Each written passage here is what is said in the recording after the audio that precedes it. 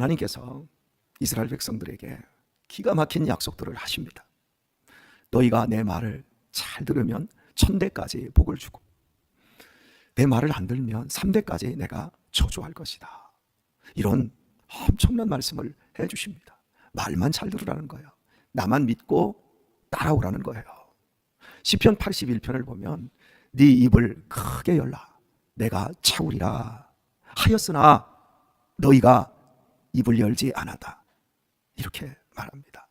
그러니까 하나님이 능력이 없거나 하나님이 부족하거나 하나님이 마음이 옹졸하고 모자라서 너희가 원하는 걸 안 주는 분이 아니라 너희가 입을 열지 않기 때문이라는 거예요. 너희가 복을 못 누리고 행복하지 않은 이유는 능력이 너희에게 부족해서도 아니고 세상이 각박해서도 아니고 자원이 모자라서도 아니고 너희가 내 말을 듣지 않기 때문이라는 거지요. 하나님의 말씀을 듣는 건 생명과 같은 거예요. 공부를 잘하면 대한민국 사회에서 잘 먹고 잘 살 수 있는 시대가 있었어요. 그런데 지금은 공부를 아무리 잘해도 AI 이미 인공지능이 그 인간의 일을 다 대체하는 곳에서는 발바닥도 따라갈 수가 없어요. 그래서 이제는 사람들에게서 필요한 것은 인성이다. 지성이 아니라 인성이다. 그래서 학교에 인성 교육을 한 인성 담당자를 학교에 두어야 되고 유치원도 인성 담당자를 두어야 돼요. 그러나 인성 담당자들이 가서 인성을 어떻게 고쳐요? 인성 교육의 핵심은 가정에서 시작되는데 부모들이 자신들이 교육의 주체라는 생각을 전혀 못합니다. 이게 오늘날 부모들의 무지예요. 그러니까 아무리 좋은 대안을 세워주고 하더라도 가장 근본적인 가정 안에서부터의 그 시작점이 출발되지 않는다면 아무것도 새로워지고 쇄신될 수는 없는 거예요. 그렇다면 가정 안에서 우리가 가장 먼저 회복해야 될 것, 그것은 하나님의 말씀입니다. 그 하나님의 말씀을 어떤 식으로 우리가 회복해야 되는가라고 하는 이 부분, 우리 그동안 열심히 했거든요. 우리 그동안 최선을 다했거든요. 우리만큼 열심히 한 가정이 어디 있습니까? 저는 우리 학생들이나 청년들에게서 공허한 눈빛을 봅니다. 말씀을 대하는 그 자세가 생동감이 넘치고 이런 것보다 그냥 여기 멍청하게 앉아있는 우리 청년들을 보면 마음이 너무 아파요. 어떤 청년들은 예배, 주일 1부 예배, 2부 예배 드리는 앉아있는 그 시간에 입 한 번 뻥끗하지 않아요. 찬양곡이 3곡을 하는데도 설교를 쓰는 척만 하지 안 듣습니다. 사람의 문제는 하나님의 말씀을 듣는 데서부터 시작하는 거예요. 그 말씀을 들을 때 하나님은 우리에게 좋은 거 주시고 싶어서 제발 말씀만 들어다오. 그것이 사는 길이다.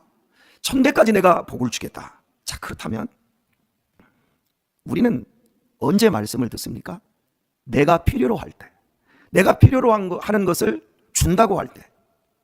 예를 들면 내가 굉장히 지금 큰 병에 걸려서 위태로운 상황에서 하나님께서 내가 네 병 고쳐줄게, 내 말 들어봐. 들을까요, 안 들을까요? 듣습니다.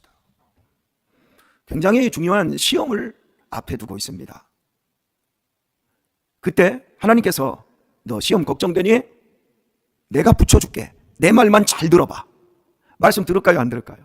듣습니다. 그래서 하나님이 1000대까지 네 입을 크게 열라? 그럼에도 불구하고 그 필요를 채워준다고 하는데도 불구하고 이스라엘 백성들이 하나님을 버리고 우상을 만들고 우상을 섬기는 데까지 가버린 거예요. 그래서 결국은 그들이 망하게 되었다. 망할 것이다. 이런 무시무시한 이야기를 우리가 지금 보고 있는 호세아서에서 확인하고 있는 겁니다. 그리고 이러한 비극적인 하나님의 백성들의 도태와 실패에 대한 그 사실은 여기서만 끝나지 않고 이것은 지난 기독교 역사 2000년 동안 계속해서 반복되어지고 있는 사실이기도 하고 지금 우리나라 대한민국 교회의 형편과 처지를 보면 그대로 이루어지고 있다는 것을 보게 되어집니다. 신앙 전수가 안 돼요. 신앙이 전수가 안 되고 있어요. 참 너무 안타까운 거죠. 우리 교회 십자가에는 불이 안 밝혀지고 있습니다. 그리고 그 십자가 밑에는 네온으로 된 문구가 이렇게 붙어 있지 않습니까? 그것을 붙인 것은 2007년도에 붙였습니다. 근데 지금이 2017년 지나서 10년 지나고 2024년, 그러니까 한 17년째 네온 사인에서 불이 꺼지거나 또 그 네온 사인이 고장나지를 않습니다. 참 튼튼한 걸 붙인 것 같아요. 근데 그걸 여러분은 혹시 보셨습니까? 제가 그 당시에 믿음의 명문 가문을 만드는 교회, 제가 이렇게 붙여놨어요. 우리 다음 세대들에게 신앙을 물려주는 일은 믿음의 명문 가문이 되지 않고는 어렵다라는 생각을 했기 때문에요. 저는 그게 제 필요였던 것 같아요. 그리고 지금 실제 이렇게 삶을 들여다보면 참 믿음 안에서 아름답게 세워진 가정들을 보게 되어집니다. 제가 지난주에는 젊은 가정들 돌아보고 함께 예배하고 여러 가지 이야기들을 나눴어요.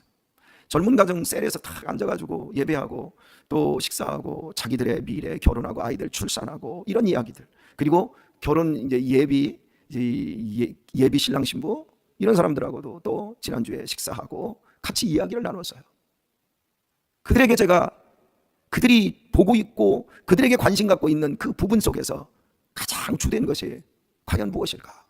그것은 하나님의 말씀에 순종하는 거예요. 그러면 세워질 수 있다는 거죠. 믿음의 명문 가문이 세워질 수 있습니다. 회복되어질 수 있습니다. 왜냐하면 하나님의 말씀은 살았고 운동력이 있다. 그런데 우리가 자칫 하나님의 말씀을 우습게 여기게 되면 우리의 인생이 우스운 인생이 되어버린다. 이 예비 신부들에게, 예비 신랑에게 제가 이런 이야기를 했습니다. 우리가 주기도문을 하자. 주기도문을 보면 우리에게 일용할 양식을 주옵시고 이게 되어 있잖아요.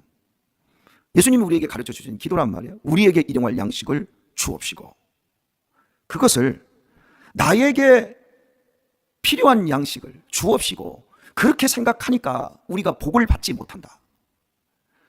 얼마나 우리에게, 그러니까 신앙생활하면서 나 혼자 필요한 걸 채우고 나의 가정에 필요한 것만 공급시켜 주시는 그 은혜를 오늘 하루 공급하여 주옵소서. 그 일용할, 나에게 필요한 일용할 양식이 아니라 그리고 약하고 부족한 사람들, 내가 좀 성공하고 내가 좀 힘이 생기면 눈에 들어와야 될 당연한 이웃의 고통받고 어려운 사람들이, 그 사람들이 눈에 보일 때 우리에게 드디어 신앙은 나의 이기심을 넘어갈 수 있는 거예요.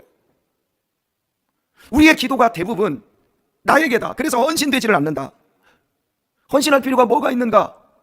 내가 한 달 동안 열심히 직장에 헌신하면 우리 가족들 먹고 겨우 버틸 만한 양식을 얻을 수 있는데 뭐 그렇게 입을 크게 열 필요가 있고 뭐 그렇게 악다구니 하면서 기도하러 새벽에 나갈 필요가 뭐가 있느냐? 이렇게 되어진단 말이죠. 그래서 헌신해라. 마음을 크게 갖고, 너희들은 젊다, 크게 헌신해야 된다. 그러면 하나님이 우리에게 일용할 양식을 채우신다. 사람들이 나보다 2배의 능력을 가진 사람을 보면 대단하다고 생각을 합니다. 끼케야 2배인데 나보다 좋은 대학을 나왔다고 생각하면 열등감에 사로잡힙니다. 그래봤자 해병대나 공수부대보다 못해요. 웃으라고 하는 거예요. 너무 여러분이 긴장하고 계셔서. 그 별거 아니거든요. 나보다 저 사람이 좀 좋은 차 타면 괜히 위축되고, 내가 저 사람보다 좀 더 큰 집에 살면 뭔가 된 것처럼 어깨에 자꾸 뽕이 들어가려고 하고, 이게 인간이에요. 그런데 하나님이 누구냔 말이에요. 온 세상 만물을 통치하시고 다스리시는 분이에요. 우리의 생사화복을 주장하시고 우리에게 복 주시기를 간절히 소원하고 계시고 또 지금도 복을 주시고 계시는 살아계신 하나님이십니다. 그 하나님이 얼마나 큰지, 얼마나 어마어마한지, 그걸 놓치는 순간 우리는 이 땅에서 보여지는 것에 비교 우위를 두고 거기서부터 우리 자신들은 헛된 우상을 섬기며 스스로 약해집니다. 우리 하나님이 어떤 하나님이십니까? 우리를 위해서라면 못할 것이 없으신 하나님이십니다. 나 한 사람이 이 온 우주 천하보다도 귀하다 그러잖아요. 온 우주보다도 귀한 존재가 우리 한 사람 한 사람입니다. 이게 우리 안에서 느껴지고 그때 우리는 하나님의 말씀에 주목할 수가 있습니다. 읽은 10절 말씀이지요. 저희가 열방 사람에게 값을 주었을지라도 이제 내가 저희를 모으리니 저희가 모든 방백의 임금에 쥐어진 짐을 인하여 쇠하기 시작하리라. 바벨론에게도 돈을 주고 애굽에게도 곡물을 갖다 바치고 아수르에게도 돈을 갖다 바치면서 적당하게 외교를 하는 거예요. 당신들이 우리 도와주십시오. 하나님이 그거 하지 말라는 거예요.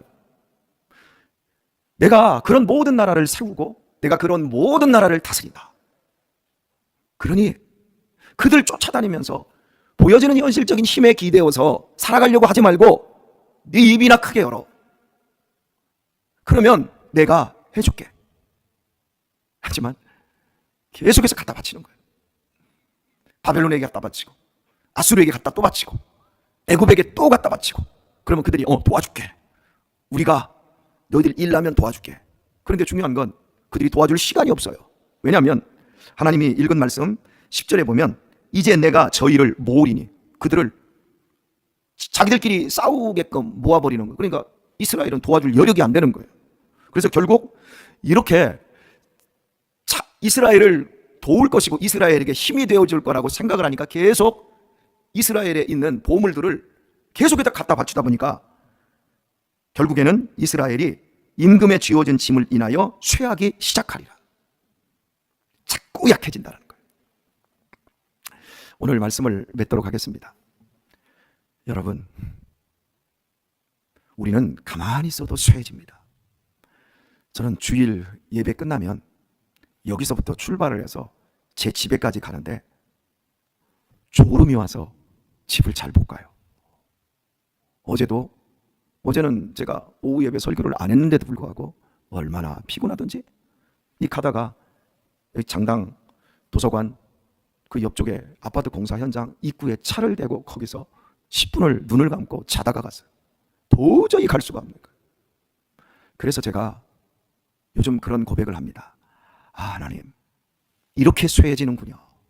그래서 목사님들이 한 60 넘으면 그렇게 목회를 잘 못하시는군요. 가야 할 준비를, 내려가야 될 준비를 더 실제적으로 하겠습니다. 이런 생각을 하나님께 말씀을 드립니다. 여러분, 이렇게 가만히 있어도 쇠해지는데 우리의 에너지, 우리가 가지고 있는 그 좋은 것들을 세상에 쓸데없는 곳에 일부러 가져다 준다면 그 쇠해짐은 더하지 않겠습니까? 무릇 지킬 만한 것보다 더욱 내 마음을 지키라. 우리에게 주고 있는 하나님의 권면입니다. 사랑하는 교우 여러분, 우리 쇠해지고 있지만 하나님을 섬기고 하나님을 사랑하는 이 부분에서는 절대 쇠해지지 말도록 합시다. 어제 오후에 성령님께서 얼마나 우리 마음을 흔들어 놓던지요. 저는 정말 오랜만에 성령님께서 저를 감당하지 못하도록 저를 막 흔드시더라고요.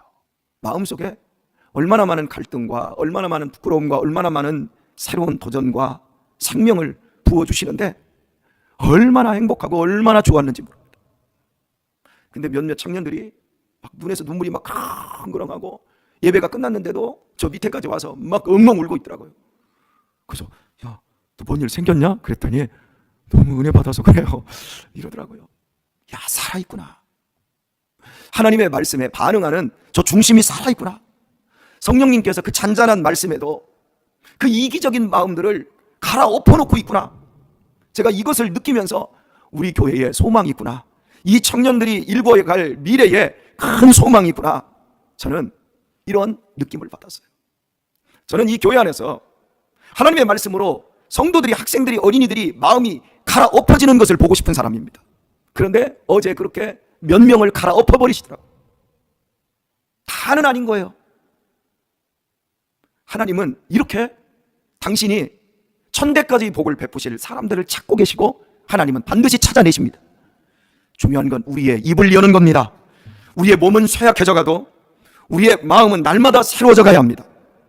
그래서 우리의 마음에서 나도 모르게 싹이 나고 있고 기생하고 있는 욕망, 세상을 편들고 세상을 사모하는 이런 것들로부터 내 자신의 마음을 잘 지켜가야 합니다. 이 하루를 살면서도 하나님이 온 천지 만물의 주인이시고 그분이 우리를 통치하시고 어떤 상황에서도 하나님의 말씀에 바로 선 자를 하나님이 지키시고 그런 가정들을 회복하시며 믿음의 명문 가문을 만들어 가신다는 사실을 여러분 기억하며 바로 우리 가정이 그 가정 되게 하소서, 이러한 소원의 마음으로 하루를 살아가시고 이 하루도 꼭 승리할 수 있기를 예수님의 이름으로 축원합니다.